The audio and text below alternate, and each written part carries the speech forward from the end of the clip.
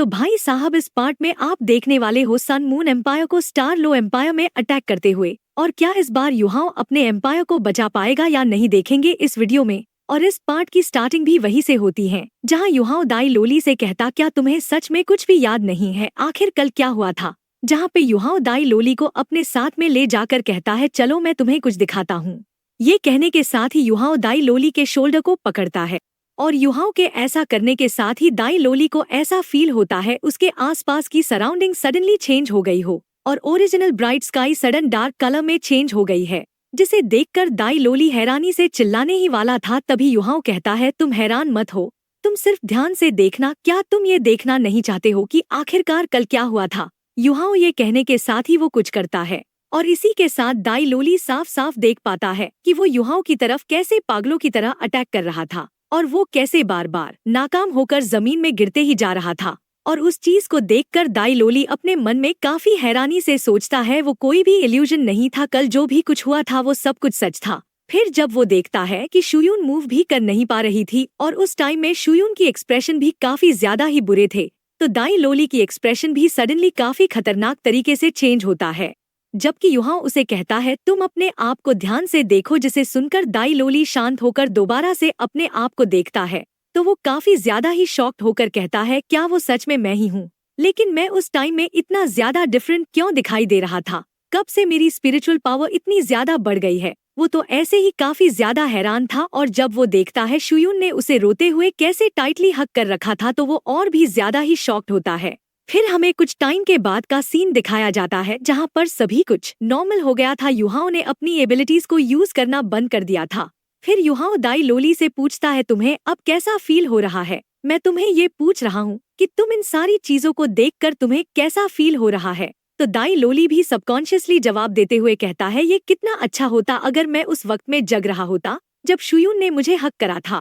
दाई lolly की इस बात को सुनकर युहाओ स्पीचलेस हो गया था। फिर कुछ सेकंड के बाद युहाओ जवाब देते हुए कहता है, मुझे पता था तुम इमोशनल होकर इसी बारे में बात करोगे।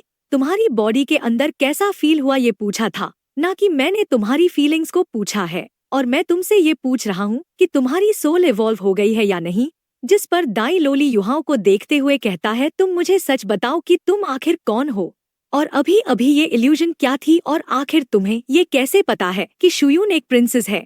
तो युहाओ भी हंसते हुए जवाब देता है, देखकर ऐसा लगता है तुम उतने भी बुद्धू नहीं हो जितना तुम दिखते हो। मैं तांग डोंग हूँ, अभी के लिए तुम्हें सिर्फ इतना ही जानना है। और तुम्हें भी ये तो लगा ही होगा कि कुछ टाइम से तुम्हारी ग्रोथ काफी तेज हो गई है, इसीलिए अब से तुम्हें शुयून के खातिर हार्ड वर्क करना होगा और अब मैं तुम्हारे लिए सिर्फ इतना ही कर सकता हूँ। ये कहने के साथ ही युहाओ कैंप में चले जाता है और फिर दाई लोली शांत होकर पिछली कॉन्वर्सेशन में हुई सारी बातों को याद करता है और वो अपने आँखों को बंद कर साइलेंटली मार्शल सोल को रिलीज करता है तो तुरंत ही सरप्राइज नजर आता है और वो सरप्राइजिंगली कहता है, आखिर तुम एग्जैक्टली कौन हो, क्या तुम्हें फादर ने भेजा है मेरी मदद करने के लिए।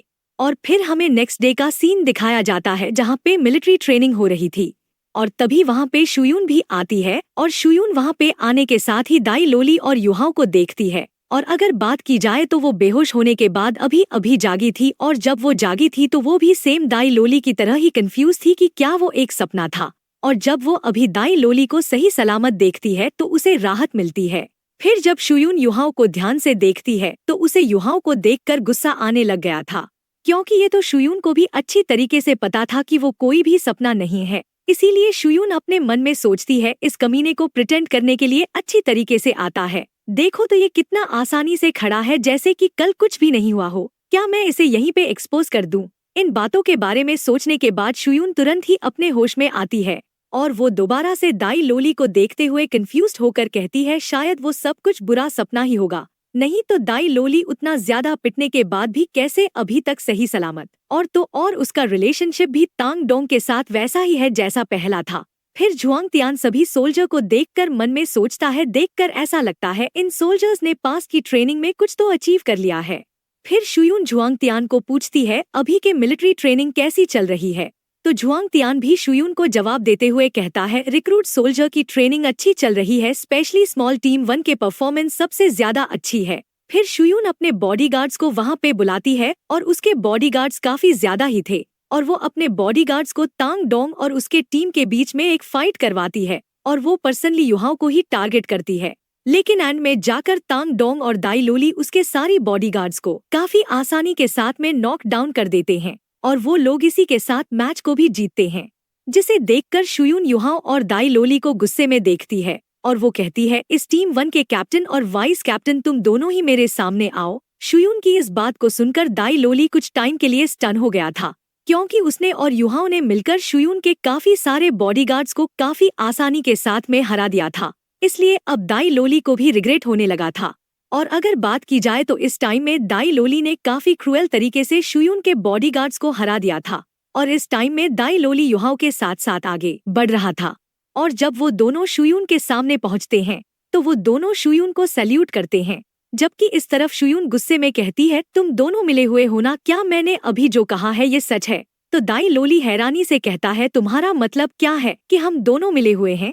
तो शुयून भी गुस्से के साथ कहती है, तुम अभी अभी एक्टिंग कर रहे हो ना, मुझे ये बात अच्छी तरीके से पता है कि तुम दोनों क्लियरली मिले हुए हो और शायद तुम्हारे फादर ने इसे यहाँ पर तुम्हें प्रोटेक्ट करने के लिए भेजा होगा और तुम दोनों मेरे साथ गेम खेल रहे हो और ये यहाँ पे इसीलिए है ताकि वो तुम्हारी मदद कर सके, ताकि तुम मेरे से सिंपैथी ले सको, है ना? तो दाई लोली भी तुरंत ही मना करते हुए कहता है, नहीं, तुम जैसा सोच रही हो वैसा बिल्कुल भी नहीं है, हम दोनों बिल्कुल भी मिले हुए नहीं हैं।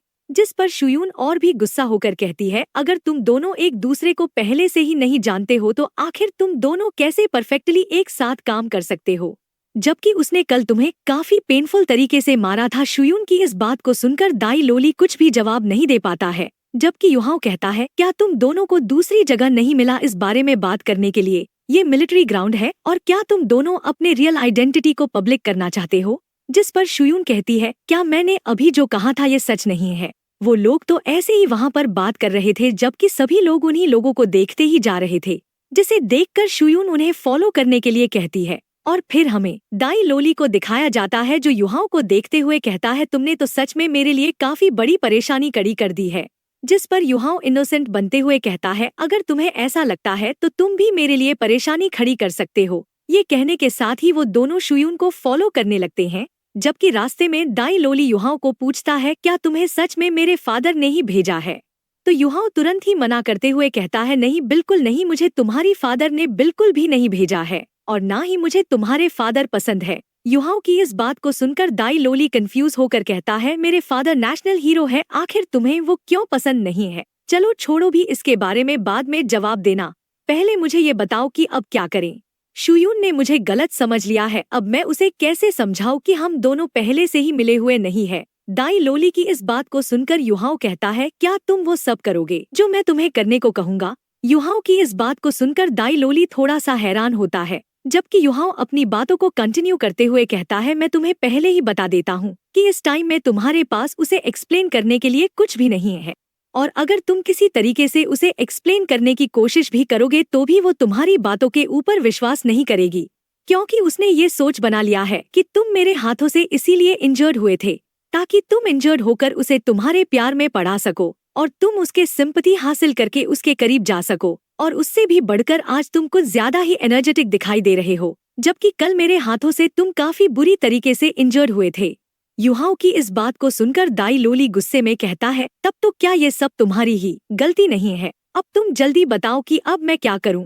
तो युहाओ कहता है, आखिर तुम बीच में क्यों बोल रहे हो? अगर तुम्हें इसका सल्यूशन नहीं चाहिए, तुम अपने आप ही इसका सल्यूशन ढूंढ सकते हो। जिस पर दाई लोली बड़बड़ाते हुए कहता है, तो ठीक है बिग ब्रदर, चलो भी अब तुम्हारे यंगर ब्रदर के ऊपर गुस्सा भी मत करो, मैं तुम्हारी बातों को जरूर मानूंगा।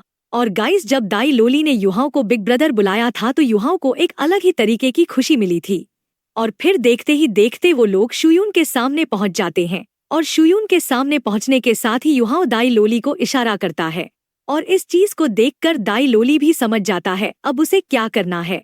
फिर शुयून दाई लोली और युहाओ से पूछती है, अब तुम दोनों जल्दी से बताओ कि तुम्हारे पास क्या एक्सप्लेनेशन है? शुयून की इस बात को सुनकर दाई लोली कुछ भी जवाब नहीं देता, बल्कि वो चुपचाप अपने ऊपर के कपड़ों को उतारने लगता है, जिसे देखकर शुयून काफी ज्यादा ही शर्मा जाती है और वो शर्म के मारे चिल्लाकर हाथों से अपने आँखों को बंद करती है।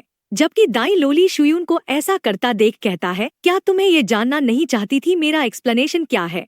अगर तुम्हें मेरी एक्सप्लेनेशन के बारे में जानना है तो तुम खुद ही देख सकती हो। दाई लोली की इस बात को सुनकर शुयून शर्माते हुए बीच से छिपकर देखने लगती है और वो दाई लोली की बॉडी को देखकर काफी ज्यादा ही हैरान और गुस्सा दोनों होती है और वो सबकॉन्शियसली हाथों को आंखों से हटाती है। जबकि इस तरफ दाई लोली की बॉडी में काफी सारे इंजरी और चोटों के निशान थे और कुछ इंजरी ने तो काफी गहरे निशान भी छोड़े थे।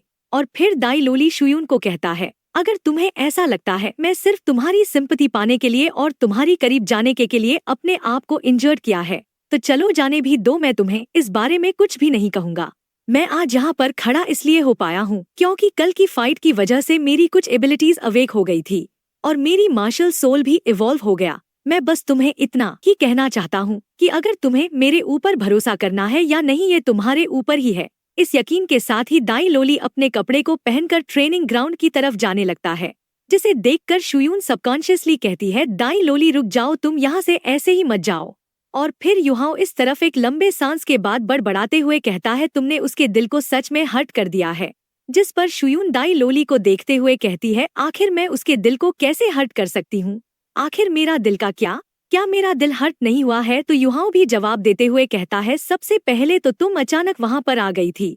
तुम अब शांत होकर दोबारा से सोचो कि क्या मैं स्पाई हूँ या नहीं, और क्या अभी भी दाई लोली की उन सारी इंजरीज को देखने के बाद तुम्हें ऐसा लगता है मुझे व्हाइट टाइगर ड्यूक ने दाई लोली को प्रोटेक्ट करने के लिए भेजा होगा? और हाँ, मैं तुम्हें पहले ही बता देता हूँ, व्हाइट टाइगर ड्यूक के साथ मेरा कोई भी रिश्ता नहीं है क्योंकि मैं उसे काफी ज्यादा ही हेट करता हूँ। और बात रही दाई लोली की, तो पहले मुझे ऐसा लगा था कि उसकी मार्शल सोल में काफी ज्यादा ही पोटेंशियल और टैलेंट है, लेकिन फिर भी उसने उस टैलेंट को अभी तक अनलीश कर नहीं पाया है। इसलिए मैंने सिर्फ उसके असली पोटेंशियल को बाहर निकालने के लिए ही मदद किया था। और मैं तुम्हें ये सलाह देना चाहता हूँ, मेरी रियल आइडेंटिटी रिवील करने की तो कोशिश भी मत करना, नहीं तो मैं इस जगह को छोड़कर चले जाऊंगा। मेरा यहाँ पर रहने का टारगेट सिर्फ अपने एम्पायर को डिफेंड करना ही है। और तुम ये भी कह सकती हो कि मैं एक सोल मास्टर हूँ जो इंडिपेंडेंटली कल्टिवेट करता है। और इन बातों को कहने के साथ ही युहाओ शुयून को डोलने की मौका दिए बिना वहाँ से चले जाता है। और गाइस, अगर बात की जाए तो अगर दाई लोली फालतू के एक्सप्लेनेशन देता है तो इससे प्रिंसेस और भी गुस्सा हो सकती थी, और वो दाई लोली की कुछ भी बातों के ऊपर ट्रस्ट भी नहीं करती थी। इसलिए युहाओ ने इसी मेथड का ही यूज करा था ताकि इससे प्रिंसेस का दिल पिघल जाए और इससे प्रिंसेस को दाई लोली के लिए प्यार भी जागे। वैसे भी युहाओ ने जो भी बातें कहा था वो सब सच ही था। दाई लोली ने सच में ही मार्शल सोल को अवेक करा था क्योंकि उस टाइम में दाई लोली पूरी तरीके से शुयून को ही प्रोटेक्ट करना चाहता था। और फिर युहाओ भी वहाँ से चला जाता है, जिसे देखकर शुयून थोड़ा सा उदास दिखाई दे रही थी और वो युहाओ और दाई लोली को वहाँ से जाते हुए ही देख रही थी और उसके दिमाग में कल की हुई सारी बातें ही चल रही थी। और तो वो दाई लोली की कल की आंखों को भुला नहीं पाई थी। इसलिए शुयून अपने मन में माफी मांगते हुए कहती है, लोली मुझे माफ करना, मैंने तुम्हें गलत समझा था। और गाइस, अगर बात की जाए तो शुयून भी दाई लोली के पीछे जाना चाहती थी, लेकिन वो ऐसा कर नहीं पाती, इसलिए वो दाई लोली और युहाओ को वहाँ से जाते हुए देखते ही रह जाती है। और वो इस टाइम में सिर्फ यही सोच रही थी, दाई लोली की बॉडी में इतनी ज्यादा चोटें आ गई थी और इतनी सारी चोटों की वजह से पता नहीं उसको कितना ज्यादा दर्द हुआ होगा। और शुयून के ये सोचने के साथ ही हमें युहाओ को दिखाया जाता है, जिसे अचानक काफी स्ट्रॉन्ग किलिंग इंटेंट फील होता है और सडनली काफी दूर से आसमान का कलर भी डार्क होने लग गया था। और इस चीज को देखकर वहाँ रह रहे सभी सोल्जर्स भी काफी ज्यादा ही हैरान होने लगते हैं और वही देखते ही देखते पूरे आर्मी कैंप काफी खतरनाक तरीके से कांपने लगता है। और तो आर्मी कैंप में जो भी सोल्जर्स काफी ज्यादा ही कमजोर थे वो सभी लोग जमीन में गिर गए थे और देखकर ऐसा लग रहा था कोई उनके ऊपर प्रेशर रिलीज कर रहा हो। और इसी के साथ हमें एक काफी बड़े बेल की आवाज सुनाई देती है और ये आर्मी कैंप का इमरजेंसी अलर्ट सिस्टम होता है। और देखते ही देखते वहाँ पे काफी सारे सोल्जर्स और ऑफिसर आर्मी कैंप को प्रोटेक्ट करने के लिए आने लगते हैं और इसी के साथ उन सभी न्यू रिक्रूटर्स को भी बैटल के लिए तैयार होने के लिए कह दिया जाता है। और इसी के साथ सभी लोग बैटल के लिए पूरी तरीके से रेडी होते हैं। और इसके साथ ही हमें कुछ टाइम के बाद का सीन दिखाया जाता है जहां पर सबसे आगे शुयून खड़ी थी और इस टाइम में उसके एक्सप्रेशंस भी ज्यादा अच्छी दिखाई नहीं दे रहे थे। युहाओ और दाई लोली को भी शुयून के एक्सप्रेशंस देखकर ये तो पता चल गया था अब क्या होने वाला है। फिर शुयून जोरों से चिल्लाते हुए कहती है, तांग डोंग और दाई लोली तुम दोनों आगे आओ।